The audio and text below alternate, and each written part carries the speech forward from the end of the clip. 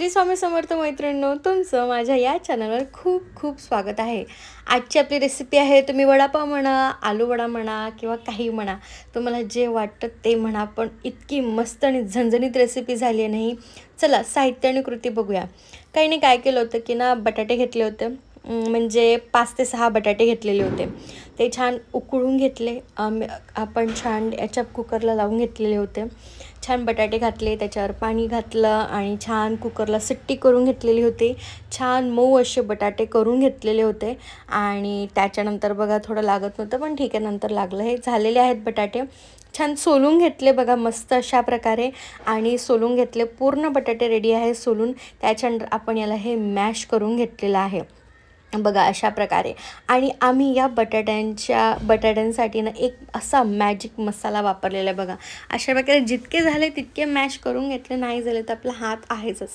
हे मॅशरचं सर्व नंतर छान हाताने आपण मॅश करून घेणार आहोत व्यवस्थित बघा अशा प्रकारे एकत्र, म्हणजे कारण वडे करणार आहोत तर एक सारखा असा बटाटा असला तर मस्त वाटतो, हो की नाही? तुम्ही पण सांगा मला, तुम्हाला कसे बटाटे वड्यात एकदम झणझणीत की कसे? आपण याच्यामध्ये ना एक मॅजिक मसाला वापरणार आहोत, तो म्हणजे छान लाल मिरच्या, हिरव्या मिरच्या, अद्रक लसणाची पेस्ट, कांदा, तिखट, मीठ, धने पावडर, असा सर्व असं एकत्र करून केलेला हा मसाला राहणार आहे बघा। दिसतानाच किती झणझणीत दिसतो आणि मिरच्या पण भरपूर आहे। तोच आपण याच्यामध्ये असा हा मिक्स करणार आहोत बघा। हा मी आधीच करून ठेवलेला होता, कारण की वेळेवर काही दोन्ही तिन्ही वस्तू होतात नाही होत, तर त्याच्यामुळे हा मी आधीच करून ठेवलेला आहे। याची रेसिपी आम्ही नक्कीच तुम्हाला चॅनलवर शेअर करूया। मी तुम्हाला साहित्य सांगते काय की त्याच्यामध्ये छान लाल मिरच्या, हिरव्या मिरच्या, अद्रक लसणाची पेस्ट, छान धने पावडर, कांदे असे छान असे बारीक करून आधी छान आपण त्याला व्यवस्थित परतून घेतलेला आहे। आणि त्याच्यानंतर ते आपण असं फ्रीजमध्ये ठेवले, कारण आयत्या वेळेस जर बनवायचं असेल तर आपण ते पटकन वापरून आणि छान मस्त बघा तेच आम्ही वापरलेलं आहे। आणि इतकं झणझणीत झालेलं होतं, मी तुम्हाला सांगते, दी बेस्ट पाव म्हणजे रडू रडू खाल्लेला आहे असं पण म्हणू शकतो। इतका छान आणि झणझणीत झालं होतं आणि टेस्टी तर विचारूच नका। तेच आपण मिश्रण मिक्स केलेलं आहे, ऑब्वियस आहे ते मिश्रण खूप जास्त झणझणीत आहे, हातांना पण जरा त्रास होत होता, पण चालेल, काही प्रॉब्लेम नाही। अशा प्रकारे आपण छान मिश्रण मिक्स झालेलं आहे। थोडीशी आपण चव पाहून घेतली, काय मीठ लागतं नाही लागत, मीठ पण आधी टाकलेलं आहे मसाल्यामध्ये, ऑलरेडीच मीठ आहे। त्याच्यानंतर चव बघितली थोडीशी आणि त्याच्यामध्ये थोडं मीठ घातलं आणि थोडा मसाला आणखी घातलेला, कारण आणखी झणझणीत आपल्याला तर आवडतं। आणि अशा प्रकारे आपण पुन्हा एकदा मसाल्याने थोडंसं मीठ, एकदम चवीपुरतं लागलेलं मीठ, ते आपण मिक्स करून घेतलेलं आहे। आणि मिक्स करून आपण त्याचे छान असे वडे करून घेणार आहोत। आणि वडे झाले, आपलं हे मिश्रण झालं की आपण जे बॅटर आहे ना बेसनाचं, आपण ते पण करून घेणार आहोत। वडे तर म्हणजे मुंबईच्या लोकांचं तर काय म्हणतात, लाईफलाईनच म्हणू शकतात, असे हे वडे आहेत। मुंबईचे लोक तर वड्यांवरच जगणारे आहे। एक वडा खाल्ला आणि हो ते आहेच, एक वडा खाल्ला की पुष्कळ एनर्जी असते, कारण मुंबईचं जीवन हे खूप धावपळीचं जीवन आहे बघा। अशा प्रकारे आपण छान असे थोडेसे चपटे आपण वडे करून घेत आहोत। आणि त्यानंतर बघा आपले वडे बघा सर्व आपण करून घेणार आहोत, जेवढे होईल तेवढे करून घ्यायचे, थोडे थोडे, मग नंतर करताच येतात बघा। अशा प्रकारे आपण छान वडे असे थोडे चपट वडे करून घेतलेले आहे, कारण मुंबईला पण असेच भेटतात, कारण ते पावमध्ये ॲड करायला हवे। तर हे रेडी, आपण याला थोडं बाजूला ठेवूया। आणि त्याच्यानंतर आपण करून घेणार आहोत बॅटरसाठी आपण घेतलेलं आहे बेसन घेतलेलं आहे, तुम्ही किती पण घेऊ शकता, पण त्यात आपण घालणार आहोत छान हळद घातलेली आहे, तिखट घातलेलं आहे भरपूर, आणि मीठ देखील घातलेलं आहे। आणि हे घातल्यावर आपण छान याला मिक्स करून घेणार आहोत।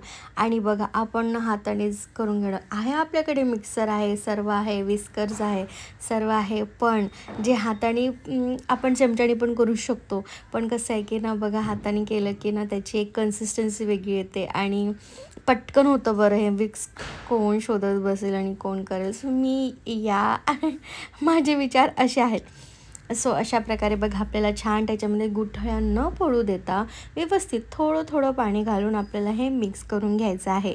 आणि बघा अशा प्रकारे बघा किती छान असं मिक्स होतं की नाही, खूप छान, खूप छान. आणि त्याच्यामध्ये आपण थोडासा सोडा घातला आणि सोडा खायचा सोडा घातलेला आहे, इनो वगैरे नाही. आणि तो सोडा घातला, थोडा तो ॲक्टिवेट करण्यासाठी आपण त्याच्यात थोडं पाणी घातलेलं आहे. आणि बघा आपलं हे जे बॅटर आहे बघा किती छान दिसतंय की नाही. आणि किती छान म्हणजे रंग पण बघा किती सुंदर आलेला आहे. आणि कन्सिस्टन्सी पण तुम्ही बघा या बॅटरची बघा. अशा प्रकारे ही कन्सिस्टन्सी आलेली आहे. आणि बघा आपले वडे देखील रेडी आहे आणि आपण तेल पण ठेवलेलं आहे गरम करायला. आणि बघा आपलं हे बॅटर आहे आणि खूप छान मस्त झालेलं आहे. आणि आता आपण वडे छान मस्त बॅटरमध्ये घेतलेलं आहे, डीप केलेले आहे, त्याला थोडंसं निपटलेलं आहे. आणि वा आपण सोडलेलं आहे तेलामध्ये. आपण तेल आधीच चेक केलेलं होतं, तेल खूप छान आधीच गरम झालेलं होतं, त्याच्यानंतर आपण गॅस बंद केला. चला दुसरा वडा पण आपण छान मस्त असा बुडवलेला आहे बॅटरमध्ये त्याला आणि उचलून मस्त तेलामध्ये सोडलेला आहे.